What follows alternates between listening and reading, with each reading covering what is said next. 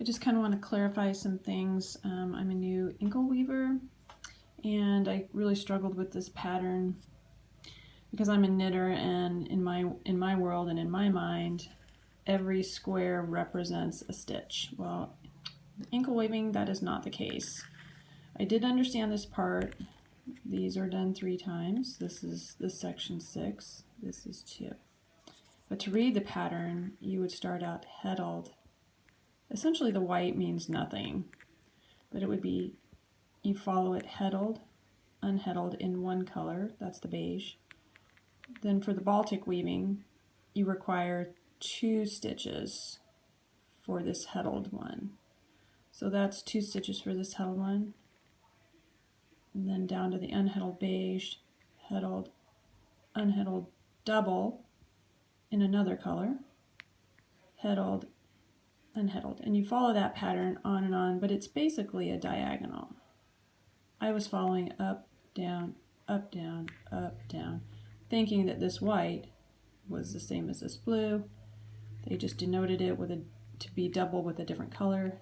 I was a lame brain, but now I figured it out. It's a diagonal follow. And then on the Baltic weaving, I also discovered that each one of these asterisks represents the stitches that you work with, and only the stitches you work with. So in this first row here, if you count the asterisks, 1, 2, 3, 4, 5, 6, you know you're on a row that has the 6 colors, which is this row, 1, 2, 3, 4, 5, 6. So each one of those blue colors will represent an asterisk, and those are the only ones that you work with. So in this case, well, let's go back to the pattern. Sorry, I'm herky-jerky. There's a key, a legend in the front of the Baltic weaving page. This is Ann Dixon's book.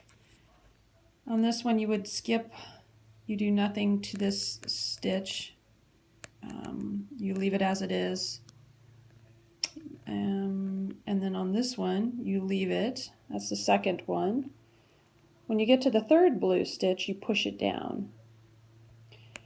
And then when you get to the fourth blue stitch, you push that one down. You do nothing to the fifth, and you do nothing to the sixth.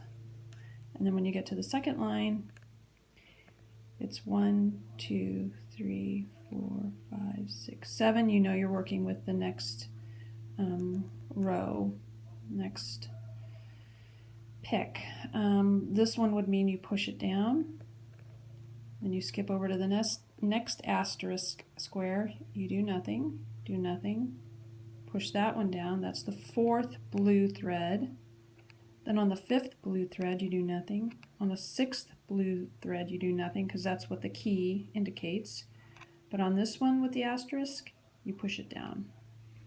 So I don't know if that's helpful to anybody out there, but I know that I was trying to wing it by myself, and I did watch some videos, but then things just weren't clicking, and I think it was because I had, mainly for the warping, I was thinking in terms of knitting where every stitch in Fair Isle represents something, a stitch, a color.